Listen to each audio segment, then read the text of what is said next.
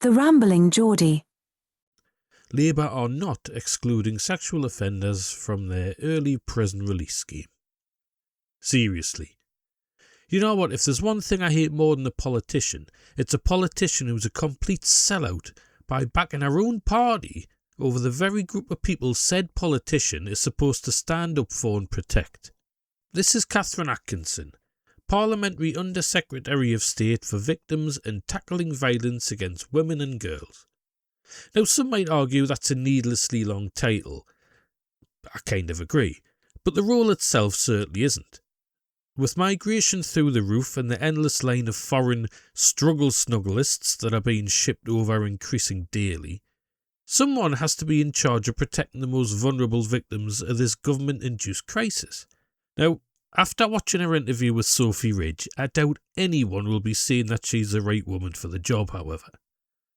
A bit of context first. Labour's got a scheme called the Early Prison Release Scheme, which is seeking to cut sentences of non-serious offenders in order to free up space in our overcrowded prisons. It's since come out that Labour are not going to exclude sex offenders from the list of prisoners to be released early, meaning that victims of these monsters can see their attackers back on the streets much earlier than they should have been. I mean, come on.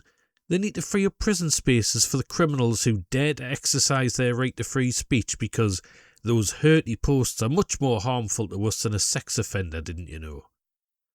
Here's the interview in question.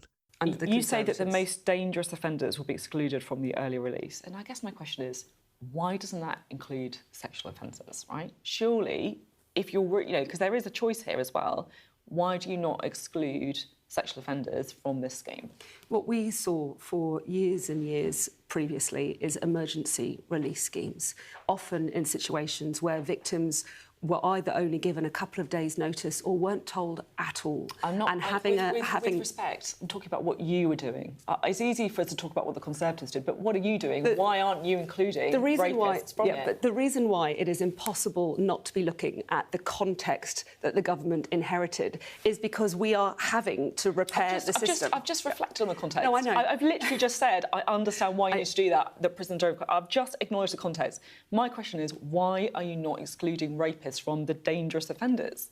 Like, what the hell? They are dangerous, aren't they? Well, they're not dangerous if they commit crimes against women. So in terms of the distinction, there are 18,000 who are on indeterminate sentences who will not be going anywhere. But when it comes to those on fixed determinative sentences... What does that mean in It means it's about when judges have fixed a sentence on certain sentences, there will already have been a system whereby you were just talking before about the fact that some people are let out, not on the full amount that people see, but on a slightly more reduced amount. And being able to come out just allows for there to be a stable system. And I totally understand the frustration and that victims will be feeling. If you're a victim of a rape, and the guy who did it is being let out early. Yeah, and then you've got government saying, "Oh no, most dangerous offenders are not going to be. They're not going to." I totally understand that. I mean, hats off to Sophy Ridge here, to be honest, right? She really wasn't having any of it from the minister with her response. I've just acknowledged the context. My question is, why are you not excluding rapists from the dangerous offenders? What the hell? They are dangerous, aren't they? Or are they not dangerous if they commit crimes against women? Well said. I mean, to be honest though, it really is about time the media stop pussyfooting around with government ministers, particularly left-leaning ones, and started holding them to account for their actions. Especially ones who are in charge of protecting victims of abuse, who also voted against an inquiry into rape gangs and think it's okay to let out sex offenders early. Well done to Sophy Ridge for that. It's a pity there's not a bit more of it going on in the media. Just before I finish, a little tip for Catherine Atkinson. In future interviews, when the question is, why are you letting rapists out early? The correct answer is not, well, because of the Tories. The correct answer is, preferably, we're not. Thanks for watching, guys. If you haven't already, subscribe to the channel. And if you like the video, and I'll catch you all later. Cheers. Don't be daft, man.